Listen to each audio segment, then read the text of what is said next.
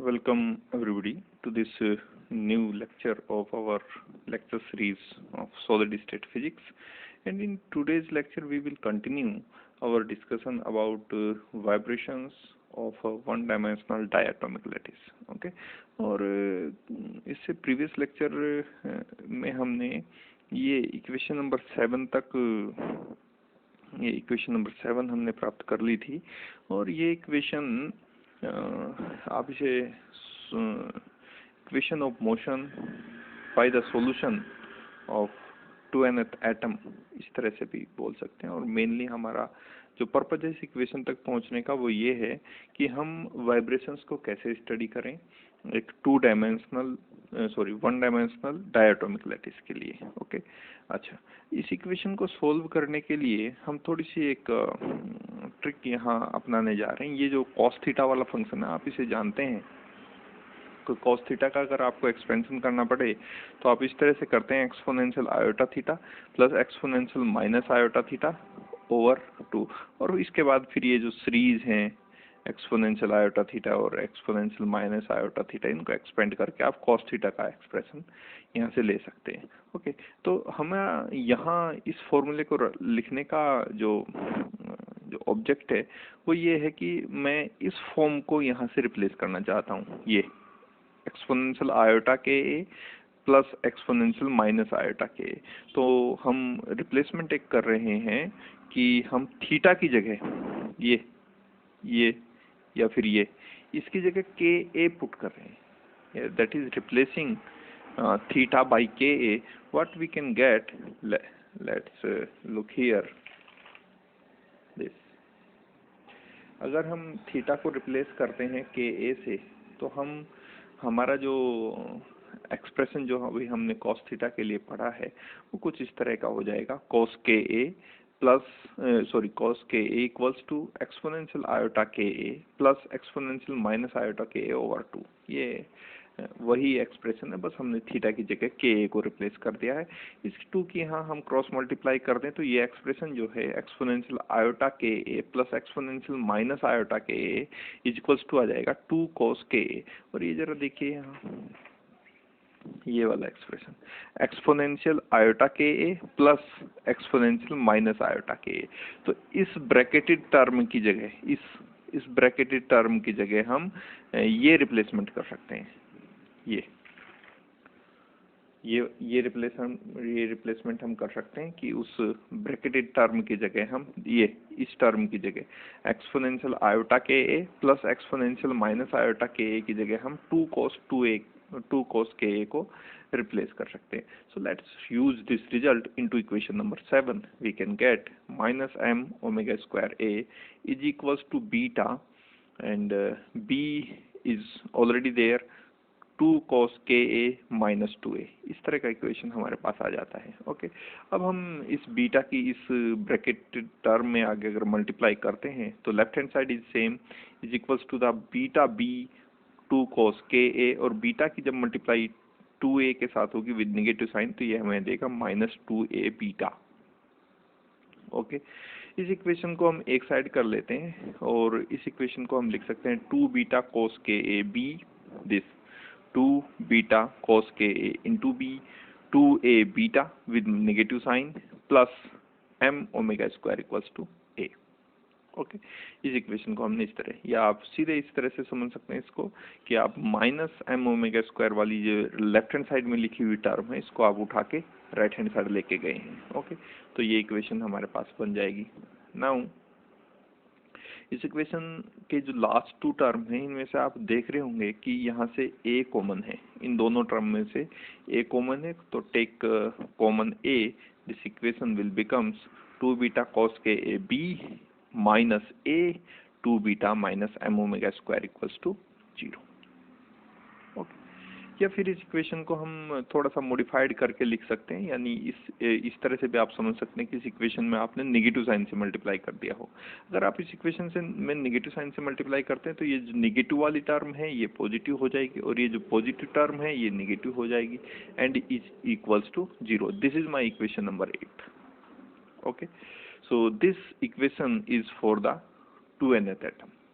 Okay, ये equation 2nth atom के लिए। और मेनली अगर आप इस इक्वेशन को देखें तो देखिए बीटा कांस्टेंट है, m कांस्टेंट है, ओमेगा कांस्टेंट है, ओमेगा को आप कांस्टेंट मान सकते हैं।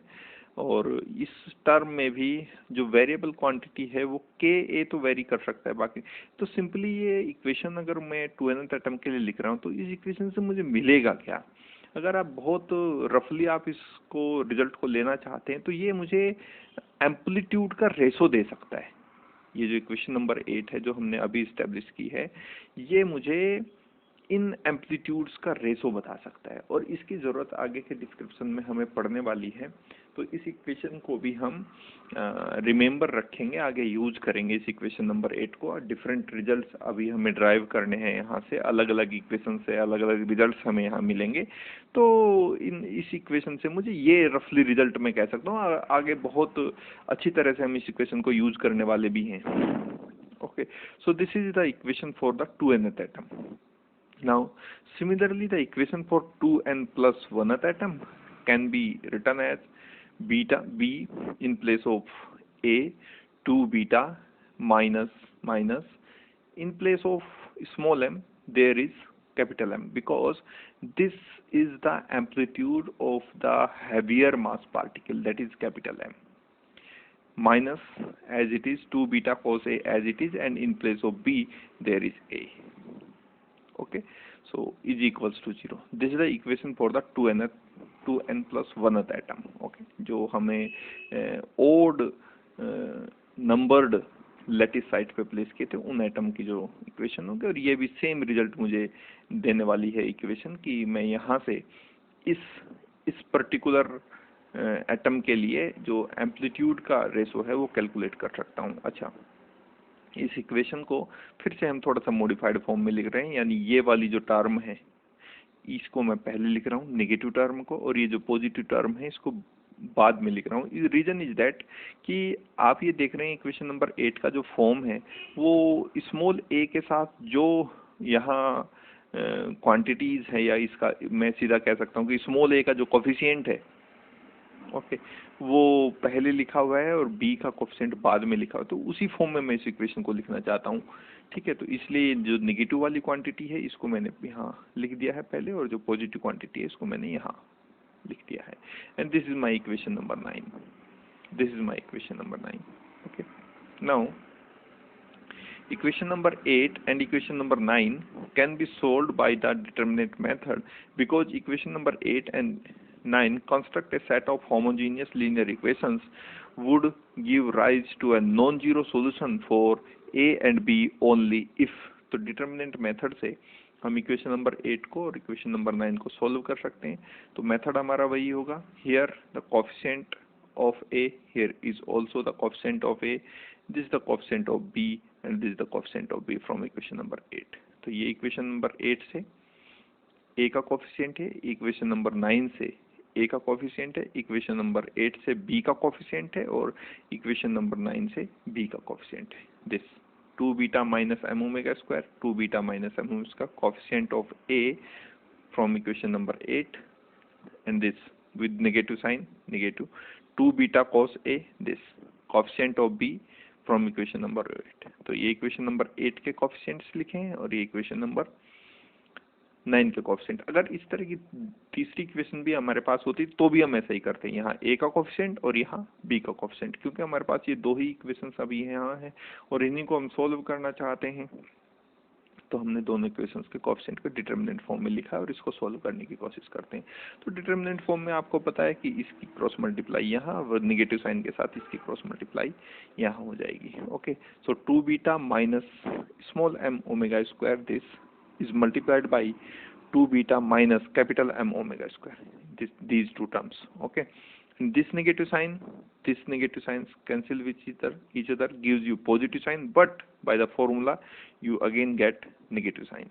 okay, so 2 beta cos A is multiplied simply by 2 beta cos A will gives you 4 beta square cos square Ka and is equals to 0। this okay, जब इसकी multiply आप in terms को solve करेंगे, 2 beta की multiply 2 beta के साथ होगी, 4 beta square आएगा, फिर 2 बीटा की मल्टीप्लाई हम कैपिटल एम ओमेगा स्क्वायर के साथ करेंगे विद नेगेटिव साइन, तो ये मुझे देगा 2 beta capital M omega square, फिर minus M omega square this small M omega square with negative sign 2 beta के साथ मल्टीप्लाई होगी, तो ये मुझे देगा 2 beta small M omega square, और फिर स्मॉल एम ओमेगा स्क्वायर की मल्टीप्लाई होगी कैपिटल एम ओमेगा स्क्वायर के साथ। चूंकि ये दोनों नेगेटिव क्वांटिटी हैं तो रिजल्ट हमारे पास आएगा पॉजिटिव क्वांटिटी के साथ, तो M M and omega to the power 4 because omega square is multiplied by omega square, okay, and this term is same 4 minus 4 beta cos square k equals to 0,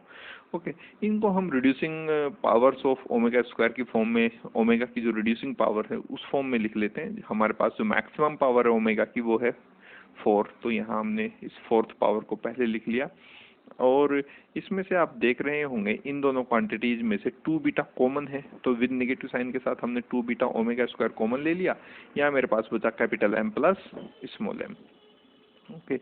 और इन दोनों quantities में से इस quantity में से, और ये जो फर्स्ट टर्म यहाँ है आप ये देख रहे होंगे कि 4 बीटा स्क्वायर कॉमन है, तो प्लस 4 बीटा स्क्वायर मैंने कॉमन ले लिया। इस टर्म की वजह से मुझे मिला है +1, और इस टर्म की वजह से मिला minus cos square k and this is equals to 0। अब इस इक्वेशन को हम आगे सॉल्व करेंगे और यहाँ से कुछ रिजल्ट्स हमें मिलेंगे, उन रिजल्ट्स को फिर हम आगे यूज करने वाले हैं, ओके। सो वो जो इक्वेशन थी हमारे पास लास्ट इक्वेशन, उसमें हम क्या कर रहे हैं कि स्मॉल एम और कैपिटल एम से डिवाइड कर रहे हैं उस पूरी इक्वेशन को, ये वाली पूरी इक्वेशन को हम स्मॉल एम और कैपिटल एम से डिवाइड कर रहे हैं। तो जब स्मॉल एम और कैपिटल एम से इस टर्म को डिवाइड करेंगे तो यहाँ बचेगा केवल omega to the power 4, okay. इस टर्म को डिवाइड करेंगे तो यहाँ आएगा अपॉन में स्मॉल एम कैपिटल एम, और इस टर्म के भी जो डिनोमिनेटर होगा उसमें आएगा स्मॉल एम कैपिटल एम, तो ये यहाँ से केवल कैंसिल हो जाएगा और यहाँ थोड़ा सा मॉडिफाइड फॉर्म करके हम लिख सकते हैं आगे।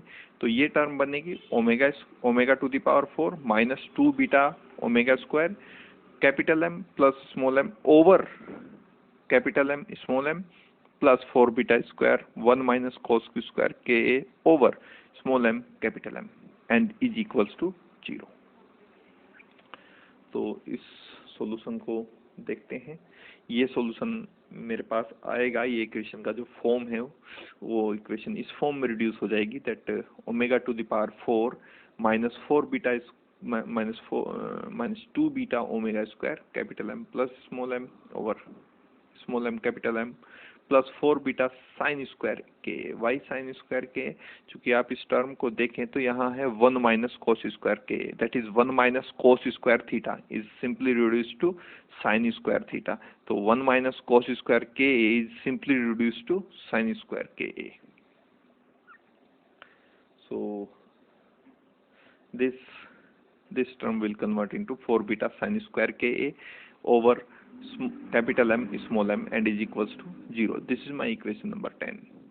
Okay. Now this represents a quadratic equation, and quadratic equation solution of which gives by this. ये equation ओमेगा स्क्वायर में क्वाड्रेटिक इक्वेशन है, okay. ax square plus B X plus C के टाइप की ये इक्वेशन है। इस तरह की इक्वेशन हम पहले भी स्टडी करके आए हैं, और भास्कराचार्य जो फॉर्मूला है उसको यूज करते हुए हम इसमें से जो हमारे पास वेरिएबल क्वांटिटी है, जैसे ये फॉर्म आपने डेफिनेटली कहीं स्टडी जरूर किया होगा, that A X square plus B X plus C equals to 0। ये इस टाइप की एक क्वाड्रेटिक इक्वेशन है, इस टाइप की एक क्वाड्रेटिक इक्वेशन, और इस टाइप की क्वाड्रेटिक इक्वेशन का जो सॉल्यूशन भास्कराचार्य देते हैं वो ये है, that minus B plus minus root B square minus 4ac and over 2a। इस तरह का सॉल्यूशन आपने डेफिनेटली कहीं ना कहीं स्टडी जरूर किया होगा। तो इस इक्वेशन का जो फॉर्म है, दिस इज इक्वेशन नंबर 10 जिसे हम कह रहे हैं, ये इस तरह की इक्वेशन है, X square plus B X plus C के टाइप की इक्वेशन है। तो जो ए है, जो यहाँ ए है उसकी वैल्यू 1 है, एक्स स्क्वायर की जगह यहाँ ओमेगा स्क्वायर है, बी की जगह यहाँ minus beta minus 2 beta capital M plus small M over capital M small m, ये पूरी ओमेगा स्क्वायर को छोड़ के जितने यहाँ टर्म्स हैं मल्टीप्लाई में ओमेगा स्क्वायर की, वो सब बी की जगह है। एक्स की जगह यहाँ ओमेगा स्क्वायर है विद नेगेटिव साइन के साथ, तो बी का वैल्यू चला जाएगा। और सी की जगह ये पूरी टर्म है 4 बीटा स्क्वायर साइन स्क्वायर के A over small M capital M small M and is equals to 0। Okay, तो इस इक्वेशन का जो फॉर्म है ना, वो इस इक्वेशन से रिजेंबल करता है, इस इक्वेशन से रिजेंबल करता है। यानी ये इक्वेशन एक्स में क्वाड्रेटिक इक्वेशन है, तो ये ओमेगा स्क्वायर में क्वाड्रेटिक इक्वेशन है। ये इक्वेशन इस फॉर्मूले से भास्कराचार्य फॉर्मूले से मुझे x की वैल्यू देगी, तो यही फॉर्मूला हम यूज करेंगे यहाँ से ओमेगा स्क्वायर की वैल्यू फाइंड आउट करने के लिए। So let's do this. Okay, so omega square यहाँ फॉर्मूला बनना चाहिए माइनस बी की जगह है मेरे पास minus 2 beta capital M plus small M over capital M small M. तो इस नेगेटिव की साइन की वजह से ये जो फॉर्मूले में नेगेटिव है ये हो जाएगा पॉजिटिव। तो आप देख रहे होंगे यहाँ ये टर्म है positive 2 beta capital M plus small M over capital M small m. Okay, फिर फॉर्मूले में देखें यहाँ है प्लस माइनस, तो ये रहा plus minus square root of B square, और बी स्क्वायर का मतलब इस टर्म का square minus 2 beta capital M plus small M over capital M small m, इस पूरी टर्म का स्क्वायर, तो ये रहा इस टर्म का स्क्वायर माइनस ये रहा माइनस इस टर्म में 4, ये रहा 4।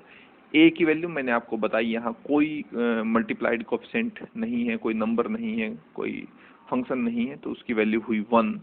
And C is this whole term 4 beta square sine square के A over small M capital M, तो ये रहा सी।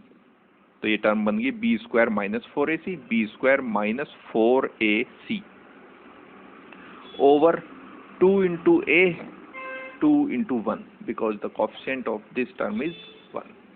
Okay, now omega square equals to 2 beta. इस टर्म को मैं कुछ इस तरह से लिख सकता हूँ, जब मैं कैपिटल एम के अपॉन में इस कैपिटल एम स्मॉल एम लिखूंगा तो कैपिटल एम से कैपिटल एम कैंसिल हो जाएगा, यहाँ बचेगा मेरे पास small M.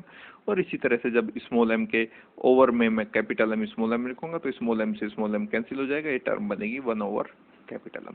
So 2 beta 1 over M plus 1 over capital M, ये टर्म वही टर्म है, बस लिखने का यहाँ तरीका बदल दिया गया है। This plus minus same. Okay, अब यहाँ देखिए जब 2 बीटा का स्क्वायर होगा तो यहाँ से मुझे टर्म मिलेगी 4 बीटा स्क्वायर। इस नेगेटिव साइन का भी जो स्क्वायर होगा या मल्टीप्लाई आप कह सकते हैं, तो ये मुझे पॉजिटिव देगा।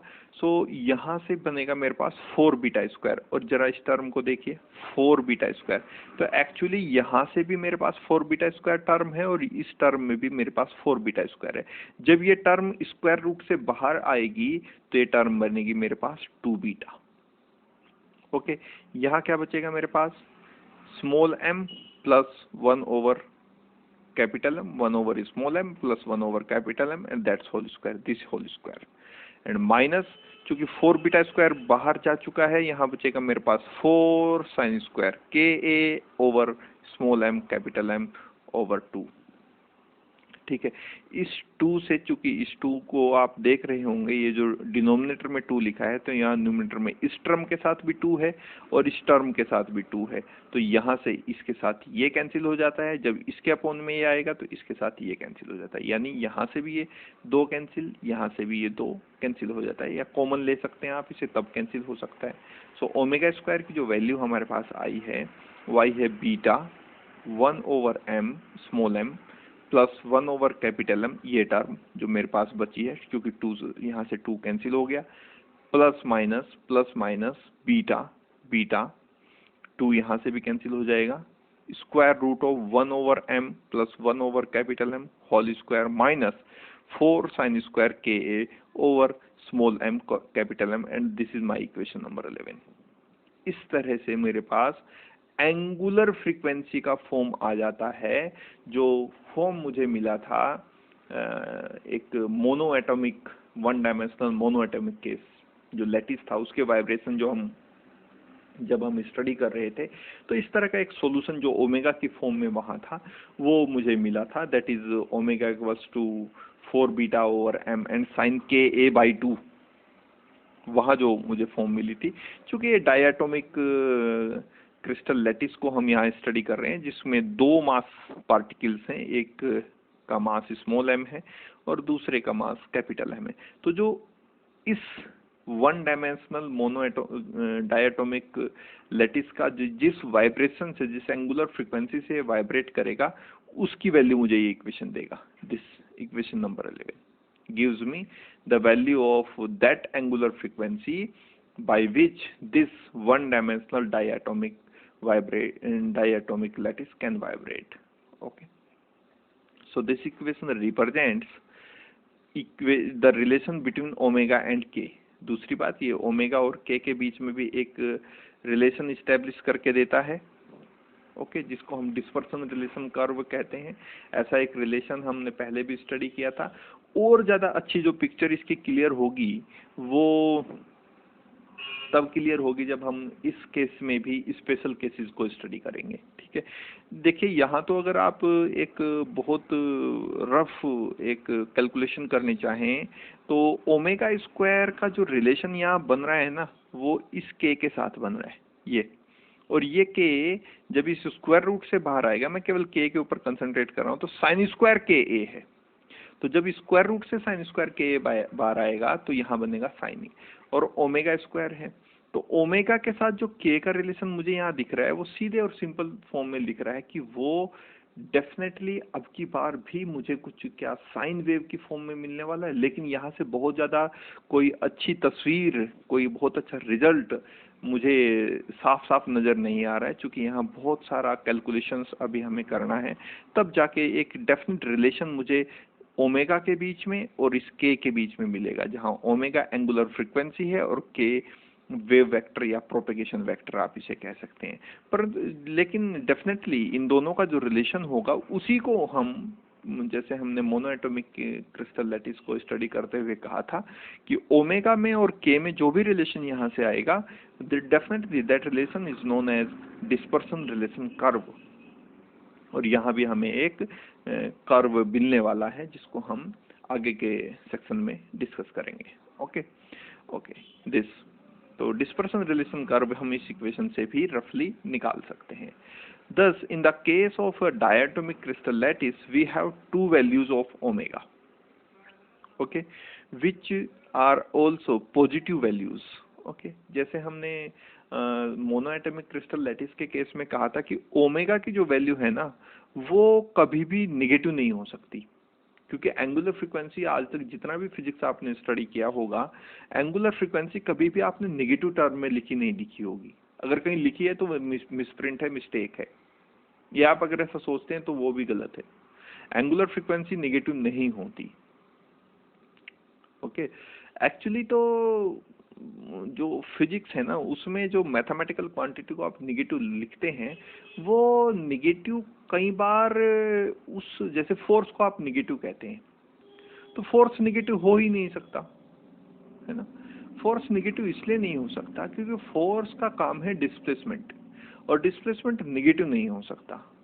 रीजन इज दैट कि हाँ, ऐसा हो सकता है कि जिस डायरेक्शन में फोर्स लगा हो उसके अपोजिट डायरेक्शन पर नेगेटिव नहीं होगा, वो ऐसा नहीं होगा।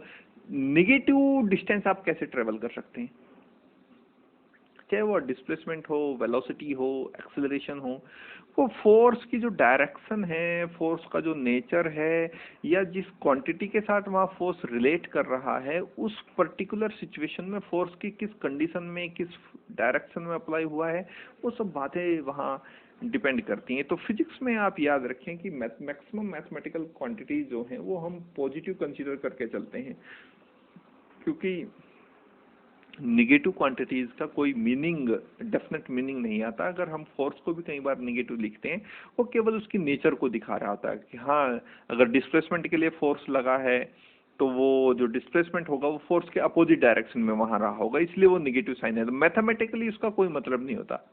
मैथमेटिकली जो डिस्प्लेसमेंट होगा वो इज ऑलवेज पॉजिटिव, वो कुछ सेंटीमीटर्स होंगे, कुछ मिलीमीटर्स होंगे, है ना, तो वो डिस्टेंसेस कभी नेगेटिव नहीं हो सकती। ओके। सो इसीलिए हम यहाँ डिस्कस कर रहे थे, जैसे हमने मोनो एटॉमिक क्रिस्टल लैटिस के केस में डिस्कस किया, कि जो एंगुलर फ्रीक्वेंसी है हमारी वो कभी नेगेटिव नहीं होती। Although we have two values here from omega square, one value is we can use, or we can obtain one value of omega square by using this positive sign, and another value we can obtain by using this negative sign. But these all two values, omega square with positive sign and omega square with negative sign, after using this negative sign will always be positive. Okay यानी इस term की जो value है, चाहे आप negative sign को भी use कर रहे हो, हमेशा इस टर्म की वैल्यू से ज्यादा होगी। यानी ओमेगा स्क्वायर को आप हमेशा पॉजिटिव कंसीडर करके चलेंगे, ओमेगा स्क्वायर कभी नेगेटिव नहीं हो सकता। Although you can use here the negative sign, positive जब यूज करेंगे तब तो ये दोनों क्वांटिटी पॉजिटिव है ही, लेकिन मैं नेगेटिव साइन पे इसलिए एम्फेसाइज कर रहा हूं क्योंकि नेगेटिव यहाँ मैं अभी लिखने वाला हूँ ओमेगा स्क्वायर के यहाँ सबस्क्रिप्ट में, तो कई बार ये कंफ्यूजन हो जाता है कि ओमेगा स्क्वायर नेगेटिव है क्या। नहीं, वो केवल एक डिनोशन वाला, आप एक नोशन रिप्रेजेंट करने का एक नोशन है, वो आप ऐसे याद रख सकते, पर एंगुलर फ्रीक्वेंसी कभी नेगेटिव नहीं हो सकती, ये फैक्ट है। ओके, सो यहाँ से मुझे ओमेगा स्क्वायर की दो वैल्यू मिल सकती हैं, एक पॉजिटिव साइन को यूज करते हुए, दूसरा नेगेटिव साइन को यूज करते हुए। सो let's do this.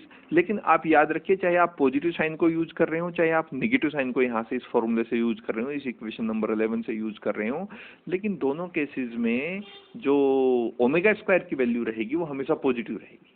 That omega square will always be positive.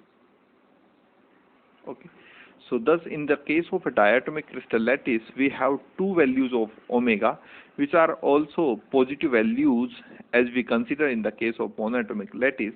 These two values are written as omega plus and omega minus and are expressed as, तो जब omega square plus में लिख रहा हूं कब, जब इस पॉजिटिव साइन को कंसीडर कर रहे हैं, और ओमेगा स्क्वायर माइनस में लिख रहा हूं जब इस निगेटिव साइन को कंसीडर कर रहे हैं, ये नीचे वाला negative sign. Okay, so omega plus square यहां से आ जाएगा मेरे पास beta 1 by small m plus 1 by capital M, this term is same, positive sign, this upper sign positive, beta square root of 1 over capital small m plus 1 over capital M whole square of this quantity minus 4 sin square k over small m capital M. This is my equation number 12. Okay, और जब negative sign को हम use करें तो हम इसी term को लिख रहे हैं omega square minus is equal to beta 1 over small m plus 1 over capital M minus this negative sign beta square root of 1 over m plus 1 over capital M whole square of this minus 4 sin square k over small m capital M. This is my equation number 13. This is my equation number 13. Okay, तो यहाँ से मुझे दो values मिल गई, एक plus sign को use करते हुए omega square plus and negative sign को यूज करते हुए omega square minus. Okay, now अब इन दोनों को हमें अलग अलग सोल्व करना पड़ेगा, और अलग अलग स्पेशल केसेस के लिए जो डिस्पर्शन रिलेशन कर्व है उसको ड्रॉ करना पड़ेगा। तो let's do this. So considering the expression for omega plus square, इस एक्सप्रेशन को हम कंसीडर अभी कर रहे हैं, that is from equation number 12 we have this type of value of omega square. Okay, so ये मेरे पास वैल्यू है। Now considering some special situations और special cases, the first case is that for k tending to 0, जब k 0 को tend कर रहा हो, okay, then sine k will also be tending to 0। Okay, ये वैल्यू, ये अगर आप ध्यान से इस बात को समझेंगे तो ये लॉन्गर वेवलेंथ रीजन्स की ही हम बात कर रहे हैं। जैसे हमने मोनो एटॉमिक क्रिस्टल लैटिस के केस में स्पेशल केसेस को स्टडी शुरू किया था करना, तो वहाँ भी हमने पहले लॉन्गर वेवलेंथ रीजन्स के लिए स्टडी करना शुरू किया था। तो वही ये रीजन है। देखिए k इक्वल्स टू होता है 2π/λ, और k टेंडिंग टू 0 होगा तो लैम्डा टेंडिंग टू इन्फिनिटी जाएगा। तो एक्चुअली ये जो केस है ना, k टेंडिंग टू 0, ये आपको लॉन्गर वेवलेंथ रीजन वाला ही केस है। सेम केस है जैसे आप मोनो एटॉमिक क्रिस्टल लैटिस में स्टडी करके आए हैं। अच्छा, इससे क्या होगा, जब k 0 की तरफ टेंड करेगा तो डेफिनेटली जो साइन का एंगल होगा वो भी 0 की तरफ टेंड करेगा, क्योंकि साइन 0 की जो वैल्यू होती है वो 0 होती है। ओके, तो इसका मतलब ये हुआ कि साइन के अगर 0 के बराबर होगा फॉर k टेंडिंग टू 0, तो ये जो ओमेगा स्क्वायर प्लस वाला रिलेशन जो हमारे पास अभी हम इक्वेशन नंबर 12 से स्टडी करके आए हैं, वो कैसा हो जाएगा, beta small m plus capital M positive sign के साथ है, इसीलिए हम इस रिलेशन को ओमेगा प्लस स्क्वायर कह रहे हैं। Okay, beta square root of 1 plus small m plus capital M and whole square. और ये वाली जो टर्म है, जो साइन के साथ टर्म थी, वो 0 हो जाएगी। ये 0, इसका मतलब ये पूरी टर्म 0 हो जाएगी। Okay, so beta small m plus capital M plus beta, और इस स्क्वायर से, चूंकि ये टर्म तो यहाँ अब रही नहीं, तो केवल ये टर्म बचेगी। तो ये टर्म बचेगी तो 1/m plus 1/m capital M का होल स्क्वायर हो जाएगा। इस होल स्क्वायर से ये स्क्वायर रूट कैंसिल हो जाएगा। ओके, जब ये स्क्वायर रूट कैंसिल हो जाएगा तो ये जो दोनों टर्म हैं ये बिल्कुल आइडेंटिकल हो जाएंगी। ये देखिए, beta small m plus capital M, beta small m plus capital M, और दोनों के बीच में पॉजिटिव साइन। तो दोनों आइडेंटिकल टर्म है। आइडेंटिकल टर्म होने की वजह से दोनों टर्म ऐड होंगी। ऐड होने के बाद जो रिजल्ट मेरे पास आएगा वो आएगा 2 beta small m plus capital M, और यहाँ से मेरे पास ये वैल्यू है ओमेगा प्लस स्क्वायर के पास साथ। तो ओमेगा प्लस स्क्वायर की वैल्यू मेरे पास ये आई। तो ओमेगा प्लस की वैल्यू यहाँ से क्या आ जाएगी, चूंकि ये स्क्वायर है, इधर जब राइट हैंड साइड में जाएगा तो स्क्वायर रूट में बदल जाएगा। This is my equation number 14th। This is my equation number 14th। Okay, अब देखिए कि अगर मैं एक रिलेशन यहाँ पे ड्रॉ करना चाहूँ ओमेगा और के बीच में, तो ओमेगा प्लस की जो वैल्यू है, ओमेगा प्लस की जो वैल्यू है वो मेरे पास 2 beta 1 plus 1/m small m plus capital M के बराबर आती है। ये तो इस रिलेशन कर्व को हम बार बार डिस्कस करेंगे। तो देखिए, ये एक्सिस रिप्रेजेंट कर रही है k को, और ये जो एक्सिस है ये रिप्रेजेंट कर रही है ओमेगा को।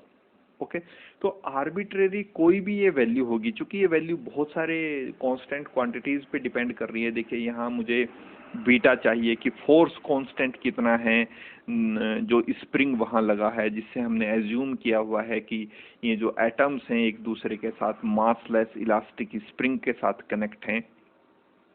तो वो सब बातें मुझे यहाँ चाहिए। बीटा वो फोर्स कांस्टेंट चाहिए, स्मॉल m जो स्मॉलर मास है उसका मास चाहिए, कैपिटल M का वैल्यू मुझे यहाँ से चाहिए, तब जाके मैं ओमेगा प्लस को कैलकुलेट कर सकता हूँ। लेकिन ये बात बिल्कुल डेफिनेट है कि ये कोई ना कोई पॉजिटिव वैल्यू मुझे मिलेगी। तो मैं कोई भी एक आर्बिट्रेरी वैल्यू इस स्केल पे कंसीडर कर लेता हूँ। ये मेरे पास k स्केल है, k की जो वैल्यू है, और k की वैल्यू ये मुझे ओमेगा की वैल्यू किस फॉर्म के लिए मिली है, जब k 0 है। ये ओमेगा प्लस की वैल्यू कब है, जब k 0 है ना। तो ओमेगा प्लस की वैल्यू ये k का स्केल है, ये पॉइंट 0 वाला पॉइंट है, ये ओरिजिन है जहां ये दोनों स्केल एक दूसरे के साथ मिलते हैं, ये पॉइंट 0 वाला पॉइंट है। तो जब k 0 है ना, ये k वाला स्केल ये 0 है, तब जाके मुझे ओमेगा प्लस की वैल्यू इस पॉइंट पे, मान लीजिए कोई भी आर्बिट्रेरी पॉइंट, ये पॉइंट यहाँ भी हो सकता है, यहाँ भी हो सकता है, यहाँ भी हो सकता है, यहाँ भी हो सकता है, कहीं भी ये पॉइंट हो सकता है। ठीक है, तो ये पॉइंट कहीं भी हो सकता है। इस पॉइंट को मैंने यहाँ कंसीडर कर लिया। ओके, सिंप्लिसिटी के लिए मैंने यहाँ कंसीडर कर लिया, और ओमेगा प्लस की जो वैल्यू मुझे मिलती है, चूंकि ये जो स्केल है ना, ये वर्टिकल स्केल ये ओमेगा के लिए है, और ये जो हॉरिजॉन्टल स्केल है ये के के लिए। ये वेव वेक्टर है, ये वो फ्रीक्वेंसी है।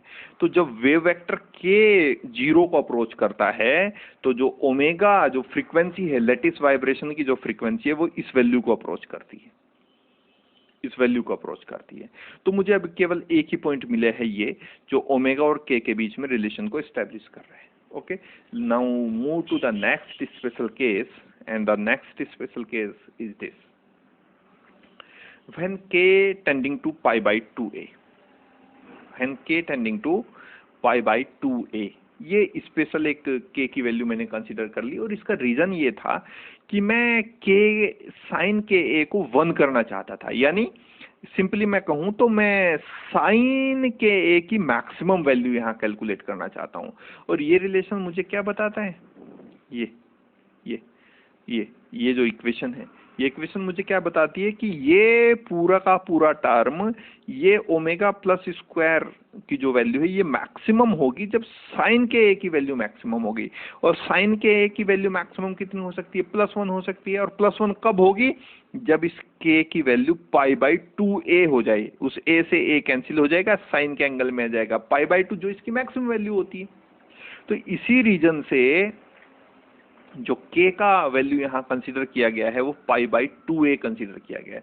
आपको ऐसा नहीं लगना चाहिए कि अचानक से ये वैल्यू कैसे हमारे माइंड में आई, इसका कोई रीजन नहीं है। इसका रीजन केवल इतना है कि मुझे साइन के a को 1 करना था, और साइन के a को 1 कब किया जा सकता है, जब k की वैल्यू आप पाई बाई 2, यहाँ रखिए तो जरा, पाई बाई 2a, a से a कैंसिल और यहाँ बचेगा पाई बाई 2। तो साइन पाई बाई 2 क्या हो जाएगा मेरे पास, +1 हो जाएगा। साइन पाई बाई 2 क्या हो जाएगा मेरे पास, +1 हो जाएगा। ओके, अच्छा, तो इस रिजल्ट को फिर मैं इक्वेशन नंबर 12 में वापस यूज कर रहा हूं, जो मुझे ओमेगा प्लस स्क्वायर की वैल्यू देती है। तो beta 1 over small m plus 1 over capital M, positive sign के साथ ही मुझे ओमेगा प्लस की वैल्यू मिलती है स्क्वायर के साथ, square root of 1 over small m plus 1 over capital M whole square minus 4 over small m capital M, and this sin ka gives me positive value, positive 1, this maximum value when k is pi by 2a। k की value अगर pi by 2a के बराबर है तब ही sin ka की value कितनी मिलेगी मुझे, 1। तो मैंने इस इक्वेशन में यहाँ इस इक्वेशन में sin ka की जगह क्या पुट कर दिया, 1, यहाँ साइन के a की जगह क्या पुट कर दिया, 1, और 1 का स्क्वायर मुझे देगा 1। तो जो रिजल्ट मुझे यहाँ से मिला वो ये हो गया कि -4 over small m capital M into 1 किस लिए आया, चूंकि साइन के a 1 को अप्रोच करेगा। ठीक है, ये टर्म यहाँ सेम रही, positive sign same, beta same. अब इस टर्म को देखिए जरा, इस टर्म को देखिए, 1 over small m plus 1 over capital M का होल स्क्वायर जब आप एक्सपेंड करेंगे तो यहाँ वैल्यू मिलेगी आपको +2 over small m capital M, और यहाँ वैल्यू है -4 over small m capital M। तो जब दोनों वैल्यू सब्ट्रैक्ट होंगी तो रिजल्टेंट आएगा मेरे पास -2 over small m capital M, और जब इसके साथ इन स्क्वायर के साथ उसको मैच करेंगे तो ये वैल्यू बनेगी 1 over small m minus 1 over capital M whole square, इसका होल स्क्वायर बन जाएगा। इस स्क्वायर से ये स्क्वायर रूट कैंसिल हो जाएगा, तो जो रिजल्टेंट वैल्यू मुझे मिलेगी beta 1 over small m plus 1 over capital M plus beta, और ये टर्म मुझे देगा 1 over m minus 1 over capital M। ठीक है, इसको जब मैं सोल्व करता हूँ तो यहाँ से जो नेगेटिव क्वांटिटी है बीटा की मल्टीप्लाई 1 ओवर कैपिटल M के साथ होगी, और यहाँ भी बीटा की मल्टीप्लाई -1 ओवर कैपिटल M के साथ होगी। तो minus capital M 1 over capital M वाला जो टर्म है वो कैंसिल हो जाएगा, मेरे पास बचेगा ये स्मॉल m वाला टर्म। तो ओमेगा प्लस स्क्वायर की जो वैल्यू आएगी मेरे पास 2 बीटा ओवर स्मॉल m, और जब यहाँ ओमेगा प्लस की वैल्यू यहाँ से हम कैलकुलेट करेंगे तो ओमेगा प्लस की वैल्यू जब हम यहाँ से कैलकुलेट करेंगे तो ये मेरे पास आ जाएगी स्क्वायर रूट, चूंकि ये स्क्वायर है इधर जाएगा तो स्क्वायर रूट में चेंज हो जाएगा, ये वैल्यू मुझे देगा 2 beta over small m। This is my equation number 15।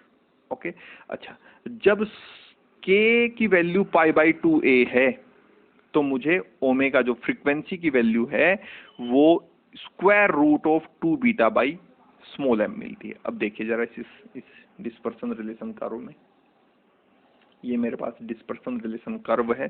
देखिए जब ये के वाला स्केल है, ये के वाला स्केल है, ये एंगुलर फ्रीक्वेंसी वाला स्क्वायर है, ठीक है। अब जब के की वैल्यू π/2a है, ये देखिए यहाँ के की वैल्यू जब π/2a है, तो मुझे जो एंगुलर फ्रीक्वेंसी की वैल्यू मिलती है वो मिलती है square root of small M यहाँ। अच्छा, ये वैल्यू मैं यहाँ भी कंसीडर कर सकता हूँ, लेकिन ये वैल्यू corresponding है k इक्वल्स टू 0 के, लेकिन मुझे वैल्यू लेनी है corresponding to k equals to π/2a के, तो इस कारण ये वैल्यू यहाँ आएगी। दूसरा रीजन ये है कि मैंने क्यों इस वैल्यू से इस पॉइंट को नीचे कंसीडर किया है, यहाँ इसके नीचे कंसीडर किया है। रीजन इज दैट कि अगर आप इस स्क्वायर रूट का वैल्यू टर्म करें, कोई भी एक डेफिनेट वैल्यू आप फोर्स कांस्टेंट की रखिए, स्मॉल एम की रखिए, कैपिटल एम की रखिए, तो डेफिनेटली ये टर्म हमारे पास एंगुलर फ्रीक्वेंसी की एक बिगर वैल्यू मुझे देगा, एक हायर वैल्यू मुझे देगा ओमेगा प्लस की, as compare to this value small M. देखिए ये टर्म तो वहां ऑलरेडी है 2β/स्मॉल एम, एक दूसरी टर्म वहां ऐड हुई है 2β/कैपिटल एम, तो इन दोनों का एडिशन होगा, फिर इसको स्क्वायर रूट निकलेगा। यहाँ केवल स्क्वायर रूट निकलेगा 2β/स्मॉल एम का, तो डेफिनेटली ये जो वैल्यू होगी ये हमेशा इस वैल्यू से कम होगी, इसी कारण इस पॉइंट को इसके नीचे रखा गया है। ओके, और यहां मैं इसलिए नहीं रख सकता कि ये जितनी वैल्यूज हैं ओमेगा की, ये क्रॉसपोंड करती हैं k इक्वल्स टू 0 को, और जो मुझे ये वैल्यू मिली है ओमेगा की, ओमेगा प्लस की, ये क्रॉसपोंड है value, correspond to the value of k is equals to 2π/2a। तो ये मेरे पास दूसरा पॉइंट इस फिगर में आ जाता है।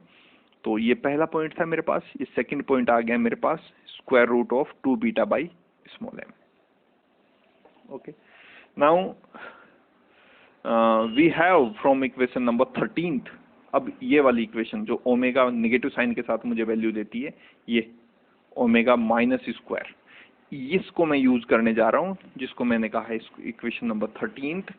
और इक्वेशन नंबर 13th के कुछ रिजल्ट्स हम यूज करेंगे। इस तरह की इक्वेशन है जो मुझे ओमेगा माइनस स्क्वायर की वैल्यू प्रोवाइड कराती है। ओके, स्पेशल केसेस को स्टडी करेंगे, और यहाँ भी उसी तरह के हम स्पेशल केसेस को स्टडी करने जा रहे हैं। ओके, तो व्हेन k इक्वल्स टू 0 या k टेंडिंग टू 0, तो sine k is always tending to 0, ये भी फिर वही लॉन्गर वेवलेंथ वाला रीजन है। तो इस रिजल्ट को जब हम इस इक्वेशन में यूज करेंगे, तो ये जो लास्ट वाला टर्म है ना साइन के साथ वाला, ये 0 कर जाएगा, ये 0 कर जाएगा, और जो मुझे रिजल्ट मिलेगा। और एक बात और आप इस ध्यान को रखें कि अब की बार यहाँ निगेटिव साइन के साथ डील कर रहे हैं हम, तो ये इफेक्ट करेगा रिजल्ट को। तो जो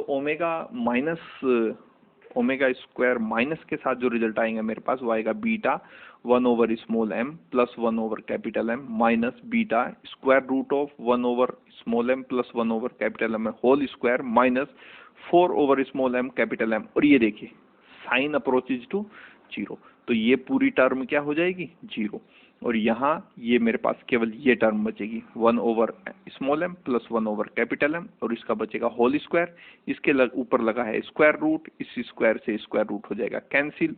सो beta capital M plus capital M small M plus capital M minus beta small M plus capital M.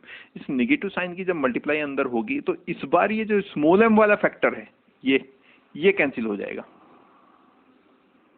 Okay, नहीं यहाँ तो ये पूरा ही कैंसिल हो जाएगा। हाँ, beta equals to plus 1/m plus capital M, beta की मल्टीप्लाई इस टर्म के साथ कीजिए, ये टर्म इस टर्म के साथ कैंसिल जाएगा, और बीटा की मल्टीप्लाई इस टर्म के साथ कीजिए, तो ये इस टर्म के साथ कैंसिल हो जाएगी।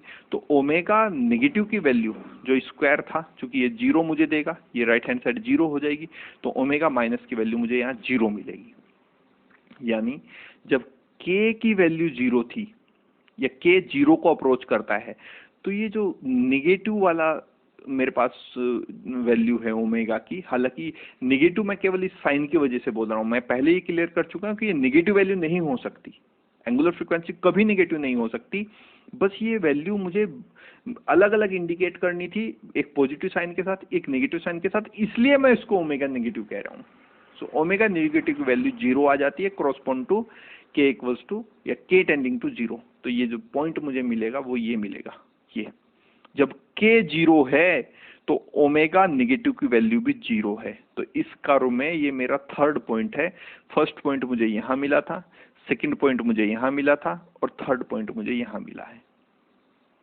Okay, now moving to the next special case, and the next special case is when k is equals to pi by 2a।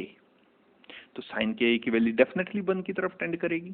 जब पाई बाई 2a रखेंगे, आप रखिए जरा यहाँ पाई बाई 2a, तो साइन पाई बाई 2 बनेगा और साइन पाई बाई 2 की वैल्यू हमेशा +1 होगी, है ना। तो ओमेगा नेगेटिव का एक तरह से आप ये कह सकते हैं कि ये ओमेगा स्क्वायर नेगेटिव की मैक्सिमम वैल्यू को फाइंड करने की कोशिश हो रही है। तो इस टर्म को सोल्व करेंगे, ये टर्म जो कि तो यहाँ रहेगी, नेगेटिव के साइन बीटा आएगा, साइन के की वैल्यू 1 हो जाएगी। तो ये टर्म फिर से 1 over small m minus 1 over capital M का होल स्क्वायर बन जाएगी। ओके, स्क्वायर से स्क्वायर रूट कैंसिल हो जाएगा।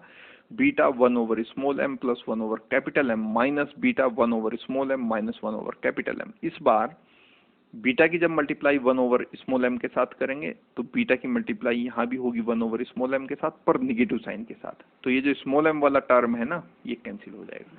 यहाँ जो मुझे मिलेगा टर्म वो बीटा के साथ कैपिटल M वाला टर्म मिलेगा, यानी इस बीटा की मल्टीप्लाई इस टर्म के साथ होगी तो बनेगा बीटा ओवर m। इस नेगेटिव को कर देगा पॉजिटिव, इस बीटा की मल्टीप्लाई 1 ओवर m के साथ होगी तो यहाँ भी बनेगा बीटा ओवर कैपिटल M। तो एक मिला मुझे यहाँ से बीटा ओवर कैपिटल M और एक मिला यहाँ से बीटा ओवर कैपिटल M, तो बन गया 2 बीटा ओवर कैपिटल M। जब ये स्क्वायर के साथ था, इसकी वैल्यू निकालेंगे तो ये जो स्क्वायर है इधर जाके स्क्वायर रूट में कन्वर्ट हो जाएगा। तो ये k equals to pi by 2a के क्रॉसपोंड जो मुझे वैल्यू मिली है वो मिली है ये पाई बाई 2a के क्रॉसपोंड जो वैल्यू मिली है ये मिली है square root of 2 beta by small m। ये इसी लाइन पे वैल्यू मिलेंगी आपको, लेकिन इसके थोड़ा नीचे लिखा गया है। रीजन इज दैट कि अगर आप इस स्क्वायर रूट को कैंसिल करेंगे, हमें ये पता है कि स्मॉल m की वैल्यू कैपिटल M की कंपेयर में कम है, तो ये जो वैल्यू मुझे देगा, क्योंकि ये डिनोमिनेटर में लिखा है, तो कम वैल्यू अगर डिनोमिनेटर में लिखी है तो ये जो ओवरऑल कैलकुलेशन देगा इस टर्म के कंपैरिजन में ज्यादा कैलकुलेशन देगा, यानी ये जो न्यूमेरिकल वैल्यू मुझे मिलेगी इस न्यूमेरिकल वैल्यू के कंपेयर में ज्यादा होगी। ठीक है, क्योंकि जो स्मॉल m लिखा है ये डिनोमिनेटर में लिखा है। ओके, इस कारण ये जो पॉइंट है वो नीचे लिखा गया है, नीचे कंसीडर किया गया है। ओके, तो मुझे यहाँ अभी तक 4 पॉइंट मिल चुके हैं। ये फर्स्ट पॉइंट मैंने यहाँ कंसीडर किया, सेकंड पॉइंट मेरा यहाँ था, थर्ड पॉइंट मेरा यहाँ था और फोर्थ पॉइंट मेरा यहाँ था। के की वैल्यू आप जानते हैं कि जितनी इस साइड पे होगी उतनी ही क्रॉसपोंडिंगली नेगेटिव साइड पे भी होंगी। जैसे हम ब्रिलन जोन की बात करते हैं, तो अगर पाई बाई 2a पे मुझे ये वैल्यूज यहाँ मिली हैं तो definitely minus pi by 2a पे भी मुझे यही वैल्यूज मिलेंगी। आप रख के देख सकते हैं। तो माइनस पाई बाई 2a के क्रॉसपोंडिंग मुझे ये वैल्यूज मिलेंगी। ठीक है, और इन ग्राफ को फिर मैं ड्रॉ कर लेता हूँ, इन सारे पॉइंट्स को मिलाता हूँ। इस पॉइंट को हमने मिलाया इस पॉइंट के साथ, फिर इस पॉइंट को मिलाया मैंने इस पॉइंट के साथ, इस पॉइंट को मिलाया इस पॉइंट के साथ और इस पॉइंट को मिलाया इस पॉइंट के साथ। तो ये जो ब्रांच ऊपर वाली बनी है, ये इस ब्रांच को हम कहते हैं ऑप्टिकल ब्रांच। ऑप्टिकल ब्रांच, इसका रीजन भी है कि क्यों हम इसको ऑप्टिकल ब्रांच कह रहे हैं। अच्छा, दूसरा, ये जो ब्रांच अभी ये बनी है, ये इस ब्रांच को हम कहते हैं अकॉस्टिकल ब्रांच, और ये ओमेगा नेगेटिव के साथ क्रॉसपोंड करती है। और ये जो ऑप्टिकल ब्रांच के नाम से जो ये ऊपर वाली ब्रांच है, इसको मैं कह रहा हूँ ओमेगा प्लस के क्रॉसपोंडिंग। चूंकि ये पॉइंट्स जो हैं हमें ओमेगा प्लस के क्रॉसपोंडिंग मिले हैं, ये पॉइंट, ये पॉइंट, ये पॉइंट, और इन तीनों पॉइंट को जब हमने ज्वाइन किया तो ये जो ब्रांच बनी इसको मैंने बोला ऑप्टिकल ब्रांच। इसका रीजन है, इसको हम ऑप्टिकल क्यों कह रहे हैं, ठीक है, आगे वो डिस्कस करेंगे हम। लेकिन ये ओमेगा प्लस के क्रॉसपोंडिंग मुझे ब्रांच मिली है। ठीक है, अच्छा, ये पॉइंट और ये थर्ड पॉइंट, ये मुझे मिला है ओमेगा -1 के ओमेगा माइनस के क्रॉसपोंडिंग। तो हमने इस पॉइंट को इस पॉइंट से मिलाया, इस पॉइंट को इस पॉइंट से मिलाया, और ये जो ब्रांच बनी इसको कहा है अकाउस्टिकल ब्रांच। अकाउस्टिकल जो वर्ड है ये साउंड को के कंपेरेबल में आता है, कि साउंड ब्रांच भी आप इसे कह सकते हैं। आगे हम इसके ऊपर डिस्कस करेंगे, ठीक है। अभी जो मेरे पास जो ग्राफ बना है इसको मैं कहता हूँ dispersion relation curve of a linear diatomic lattice, one dimensional linear diatomic lattice, ठीक है। इस कर्व की एक जो प्रॉपर्टी है, बहुत इंपॉर्टेंट प्रॉपर्टी है, कि आप ये देख रहे होंगे कि यहाँ भी मेरे पास ब्रांच है, यहाँ भी मेरे पास ब्रांच है, लेकिन बीच में कुछ ऐसा एक बैंड आता है जहां पर कोई फ्रीक्वेंसी एग्जिस्ट नहीं करती। एक फ्रीक्वेंसी यहाँ एग्जिस्ट करती है, उसके नीचे आके एक फ्रीक्वेंसी एग्जिस्ट करती है।